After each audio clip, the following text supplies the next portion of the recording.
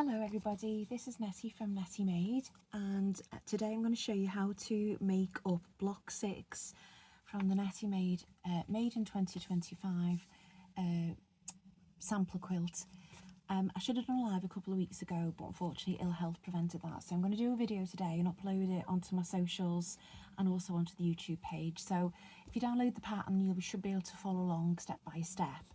If you have got the pattern, I'll just show you here. Hello. It will give you your outline joining that has all the lettered pieces which are referred to in the pattern. You've got the colourway that I've done it in. Now on the back page you've actually got a colouring sheet, so you can transfer your own fabric layout design onto that and then just follow the key there. All your cutting instructions are there.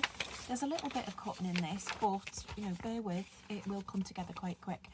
And then you've got your instructions, and on the back of this one I've introduced a little construction diagram that shows the large, when you start to make the pieces together, how you then join them up, and they're referred to as triangular piece 1, triangular piece 2 and the strip piece, okay, just so it makes it a bit clearer when you actually come in. And if you look at that and then compare that to the picture on the front, you can see that it's actually made into 3 parts and then joined into 3 parts. Okay, so we're going to start off with step 1. Now step 1, we are making,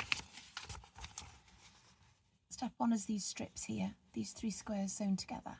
Okay, now this is one complete patch. These are with G's and F's. Okay, and it's going to end up looking something, now ignore that bit there, it's going to end up looking like this.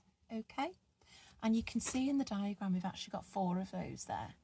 So what I would suggest you do is that you go ahead and get all of your G's and your F's. These are strip F's, that's step 2. It refers to that in step 2. Yeah, attach a piece of F to both long sides of each of the 4 strips sets from step 1. So we'll do step 1 and step 2 together because it's a really good chain piecing exercise and it'll really speed up this process for you. So I suggest that you lay them out just as I do here now. I'll show you here. I'll move this down. So for my example, I am making it up. I think I'm making that block there. Okay, so I've already gone ahead and made some. So I will lay that out. I'm going to sew a red, a yellow and a green in that order. And then when I've sewn them together, what I will be doing then is sewing the 2 strips of F either side. So if you lay that out for each of your blocks, and then you won't get confused and you'll see it coming together quickly. So I'm just now going to, what I suggest as well is that you do pin these because they are a bit small. If you're a confident sewer, then obviously you probably won't want to. But if you're not, you don't want them to move. Don't forget we're using a 1/4 of an inch seam allowance or a scant 1/4 of an inch, which is a 1/4 of an inch. Just a quick tip as well, I was going to sew that onto the red there, but it needs to be sewn onto the yellow, which is a good, so always have the pattern in front of you so you can follow your design. You don't want to be unpicking. Yeah, a scant 1/4 of an inch is a 1/4 of an inch on your sewing machine, and then just move the needle over to the right 2 more clicks. Oh gosh, there's something going on with my machine today. That's not very good, just bear with me 1 second. It's actually the top thread that's not sewing properly, so bear with caller. This is an example on how to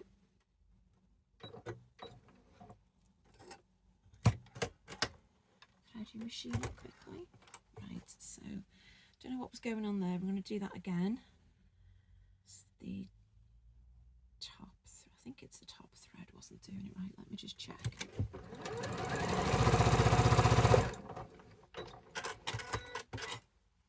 Oh no, it's a bobbin. Must have threaded the bobbin right. So, okay. I'm just going to have to unpick that. I'll just show you. Can you see underneath?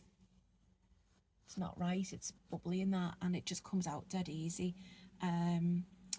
Normally if there's I thought there was a problem on the top. If there's a problem with your stitching on the top, then it'll be a bobbin issue. If there's a problem with your stitching on the bottom, it will be a top thread issue. I think it's been a bit of both on this machine, so let me just unpick that.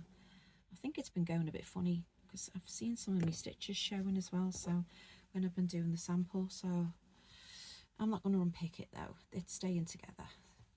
Right, okay, let's try, hopefully work correctly this time.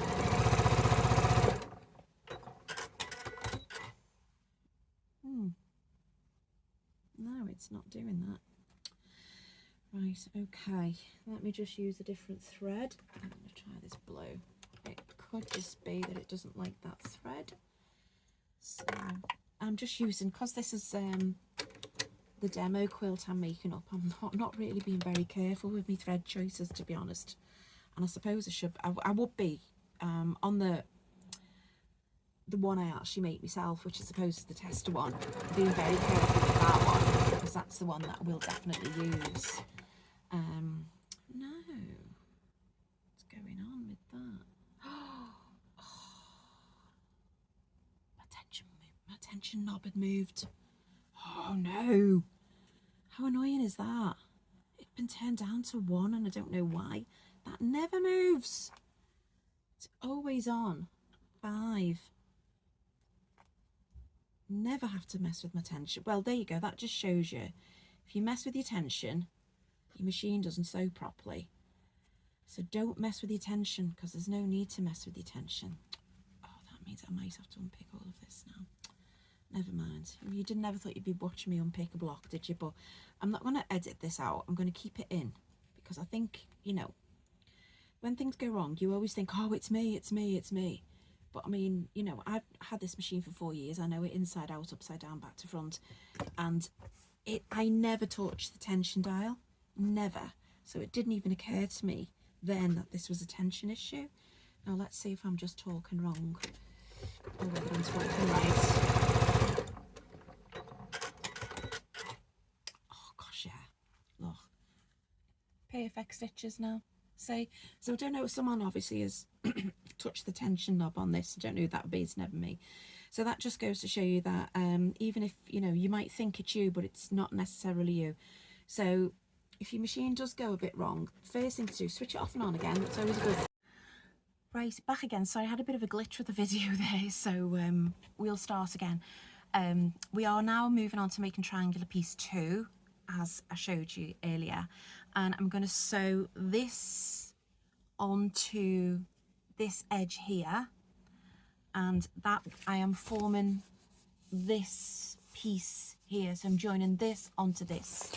Okay, so basically what I want, and it's always good to remember, if you lay it out on your block, this is your 90-degree corner, and it's not actually that one, it's this one I want. Yeah, so and what I want is I want the pointing into the center of the quilt.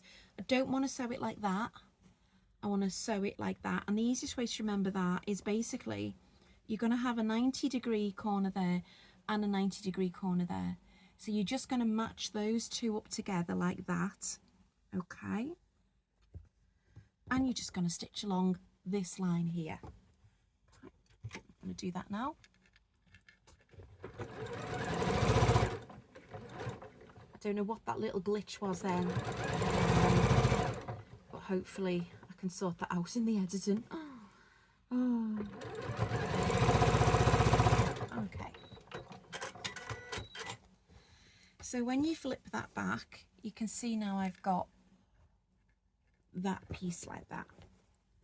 Okay, and then we need one of these on here for the bottom, and this is where this piece comes into play. Excuse me. Okay, so you see that's going to go along the bottom, and what that will make for me then is it will make that shape. Okay, it's going to make that shape. So all I need to do, there's no having to find the middle of anything on this one. 90-degree corners on both pieces matched up. Take the sewing machine, sew down that seam.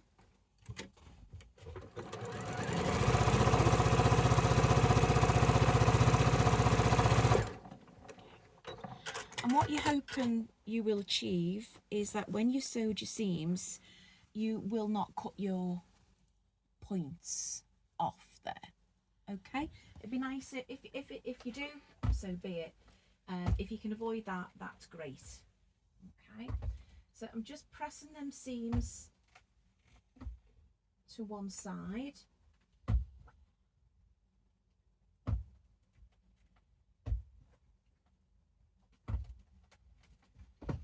Now my fabric's moved a little bit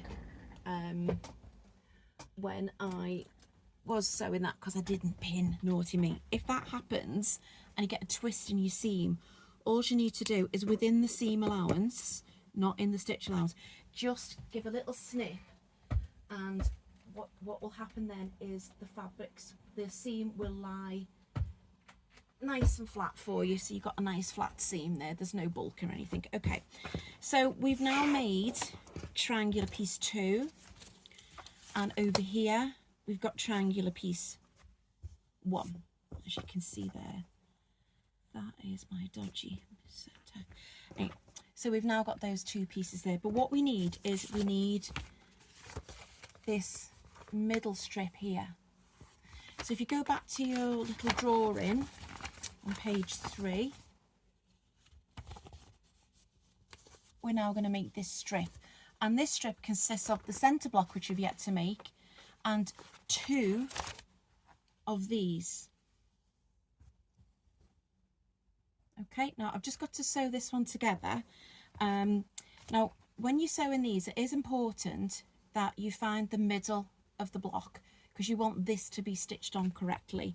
So what I'm going to do is, now which way do I want this in my pattern?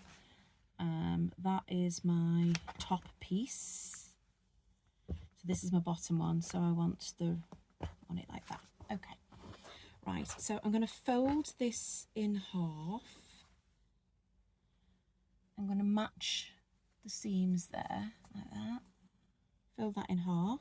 I've got a nice crease line there. I'm going to fold this in half along the long edge, and again I'm matching the seams up to find the middle. I'm putting a nice crease in the middle of that triangle, and then basically I'm going to put these together.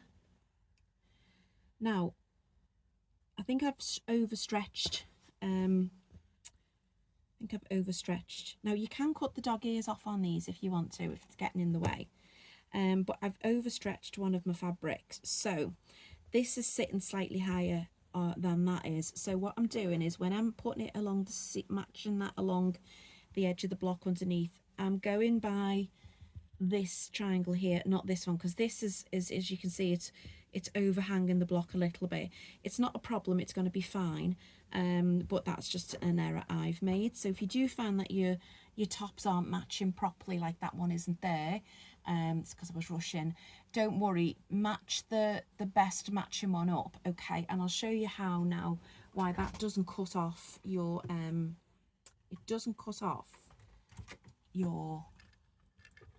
your points as well.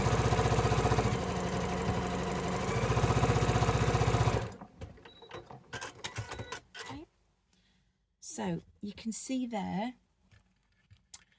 by following that yellow edge, putting that against the seam allowance and stitching along that, like stitching along following that rather than the red one, you can see that I've got a perfect point there. So it was just an error in the place, either the placement of the red, or I've not cut it correctly, or I've overstretched it. I've done something wrong in there, and that's why that is like that. And it can happen a lot, you know. I mean, it's probably out by about, you know, a quarter of an inch. I've probably mismeasured it. I haven't got my rotary cutter with me, but what I can do now is I can trim that down now that it's all set together. It doesn't make any difference at all. It's been a long time since that's happened, but you can see it's perfect in that it matches the one underneath as well. Everything aligns up, the size lines up and everything. So that's just a little tip. So if you have got one triangle when you're matching the seams up that's higher than the other, go by the lowest triangle. If you want to put a little quilter's clip in before you sew it, if you match up the right seam allowance, basically put your quilter's clip in so it's just touching the top of that sewn point. And if you flip it over, you'll see that if you do stitch along that there, that's fine. You're not going to lose your point. See, if you'd have followed the red seam, if you'd have moved that down so it matched it, you know, it was matching the one underneath, you would have had a gap here, and you probably would have only got like 1/8 of an inch seam allowance there, and it's likely then that you would have had too big of a gap here. Okay, and there we've got plenty of space, so that's fine. So that's just a little tip. Okay, I'll just press that right. Okay, so we've made either sides of our strip piece, but now we've got to make this centre bit, which is a square in a square basically. It's just on the point. So we're making this piece now. Okay, so you are going to take, and again, lay it out before you start sewing. So that's my centre square, and I want orange there, I want green there, I want yellow there, and I want red there, and that's my layout. Okay, so you always sew opposite sides. So we're going to sew the yellow and orange first, then we're going to do the green and that. So basically I would fold this square in half to find the middle, okay, and it gives you a nice crease. Fold each triangle in half to get a nice crease. Okay, fingers aren't working today. And then what you're going to do is you're going to lay them on. Now again, good idea to pin these, because you can take them both over to the machine. So once pin, so that, and you can see on that there, the line is going, the fold line is following right through onto the one underneath. Okay, again, match that fold line up. Need another pin. Sorry. Okay, so I'm going to stitch down either side now. Okay,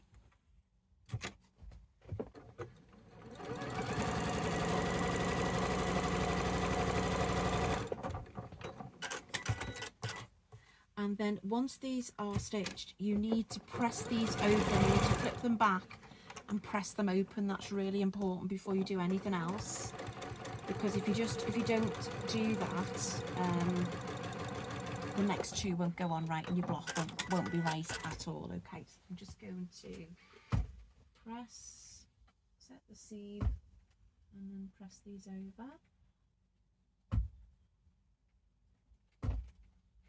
Okay, like this. Okay, and then what I'm going to do is I'm going to find the middle of this now. So I match up where the seams are, I match them up and I press in the middle. Okay, that gives me the middle of the square, and I do exactly the same with each triangle for the top and the bottom, matching them up there like that, putting them on, and this one like that, and I'm just going to stitch these on now.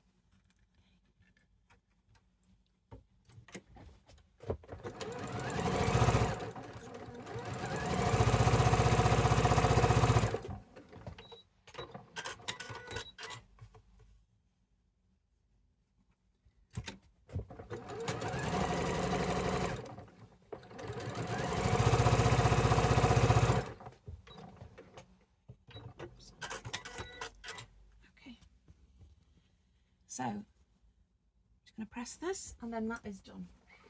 And then we're on to one of the final steps now, which is where we start joining everything together. But first of all, we've got to make our strip. So we've got to make this middle strip up first before we do anything. So we do that by taking this. Now this does finish at, I think it's about 5 by 5, roughly 5 by 5. Okay, now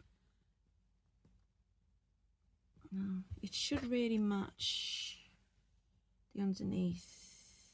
Okay, so what I would suggest is find the middle of this square again that you've just made. Find the middle, all right? And let me just get my diagram in front of me. So I want it like that. Okay, so I want the middle like that. It's very easily done. You're just matching, putting a seam in the middle, okay? And then, because we definitely want these to be centered just in case the block is slightly bigger than the one underneath, which I think it's a couple of millimeters bigger. Okay, so again, what we're doing is we are right sides together now, and we are matching up those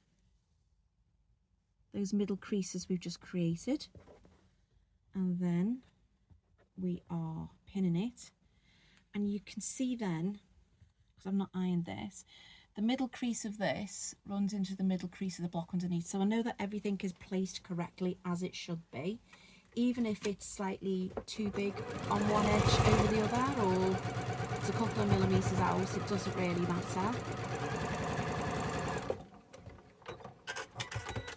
Okay, because I will trim this down before we join it. So I've not done my 1/4 of an inch very good there at all. Right, 1 second, I'm just going to go back in and do my 1/4 of an inch properly.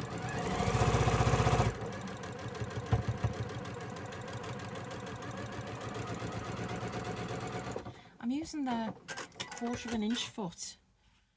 I'm sorry, the video went again, I don't know what's going on. It's simply a matter now of nesting these seams, okay? So I'm going to flip that over, and I am just going to use my quilter's clips, and I'm going to clip that on there, nest that seam, and then I'm going to nest. So I'm going to nest the seams first, and then I'm going to cut them dog ears off. Okay. I'm going to put a clip in the middle. Okay. And I'm going to put a clip at the ends, just to hold all of that into place. Okay. And what you'll find is when it's all lined up perfectly well, you've got these lovely 90, so don't cut the dog ears off the end bits, just cut the dog ears off the middle bits, and we'll cut them off there, those bits there, because they get in the way of sewing them. So you can cut off those ones, but don't cut off the end dog ears just yet, because they help with your placement as well, because if you know you're in the right place, you get a lovely 90-degree, see that 90-degree angle there in between the two dog ears. So that's that side clipped on. And you can go ahead now and do both of these if you want to. It's up to you. Oh, gosh, this is so scruffy on the back. I will tidy this up after, but as I said, I'm making 2 of these, so I'll choose my best blocks for my best quilt, and the rest will probably just go into an orphan block pile and be used for something else. So, okay.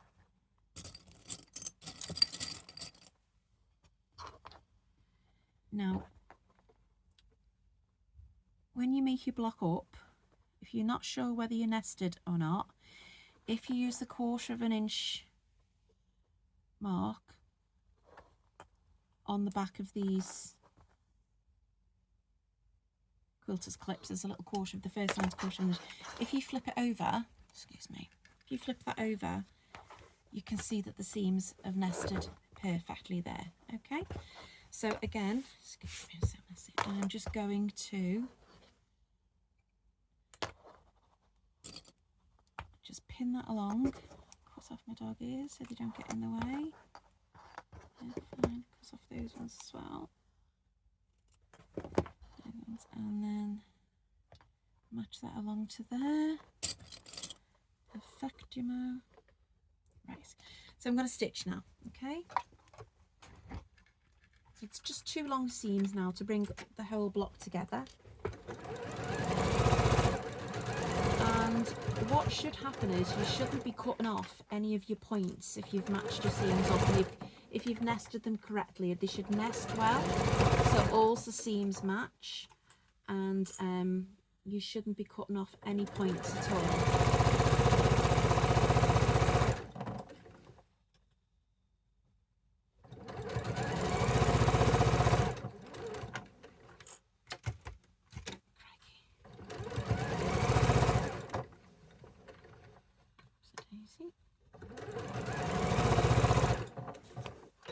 one seam done. That's perfect. I've gone off again on my 1/4 of an inch seam. I really need to find that A-foot, because this is a decorative stitch. It's not holding the fabric where I want it to go, so I've got to watch what I'm doing there. That's better. Okay, I've gone out slightly there as well. Okay, right. So make sure you use the right foot. I don't know what I've done with the A-foot, but it's really been a bit of a pain.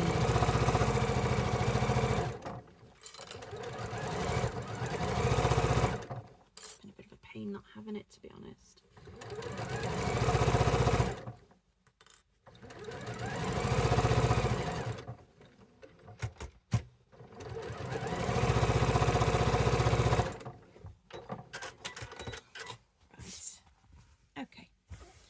So that is the final block done. Now I've not gone, I've missed it. I've missed it completely there. I don't know what's going on with my sewing.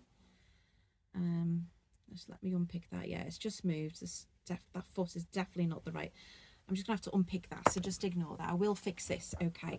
So once you've finished, and if you've got the right foot on your machine, you'll end up with your finished block. Okay. So I'm going to unpick that bit though, because that's my machine's going off funny. And so what you will end up with is this block here. So you can see the points are there. There's been no points missed at all if you take your time, obviously. Points there, points there, points there, points there. The nesting is perfect. That's obviously if you have the right foot on the machine as well. So it does come together as a beautiful, beautiful block. It looks really complicated, but it's not really if you just break it down. You know, you're looking at squares, triangles and rectangles, and that's what you make. So I'm going to just fix the repair on this, even though it's a scrap, you know, it's going to be like an orphan one. I'm going to fix it, and then I'm going to square it up so it finishes at, I think they finish at 12, or I can't remember now off the top of my head. What is it? Yeah, finish size 12. So I'm gonna I'll trim it down so to finish size 12. If your blocks aren't 12, just make sure when you come to squaring up, and we'll talk about that later on, is that you save the squaring up till the end, basically, because if you're out on any of the blocks, you can always square them. You know, you can sort of square them up to the size that's best for you. We'll figure that out as it you know, as the time comes.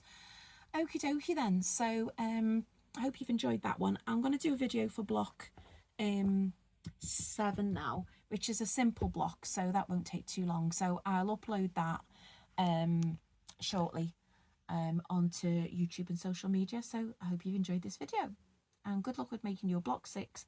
Any problems at all, give me a shout. I can always maybe do a live later on. I'm going to be releasing blocks 8, 9 and 10 as a group of 3. That probably won't be though till June, and then the next, there'll be another 3 blocks issued in July, and then the last 3 in August. So there's 16 blocks there. Okay, so there won't be another live till June, and that's just because I've got a commission quilt for a community project I need to concentrate on from next week. I've really got to focus on that, so I can't really look at this now. So once June's done and dusted and that's out the way, then I can really focus on this again. So you can always give the blocks a try. A lot of the blocks that we'll be doing now are basically just a repeat of the skills that you've learned up to block, well, it will be up to block 7. Block 7's really easy. It's like giving you it's a bit of a breather block, really. But it's a lovely block. I'll just give it a quick glimpse of it now. It's a simple block to me, but it's a lovely block as well. And for all using, I designed this one because I thought if you are using some lovely fabrics, like I know my sister's using William Morris, you know, you could really fussy cut and have your centre block as a really beautiful piece of fabric in there as well. So yes, so I'll be doing a video for that. So thank you very much, and I shall see you all shortly. Bye now.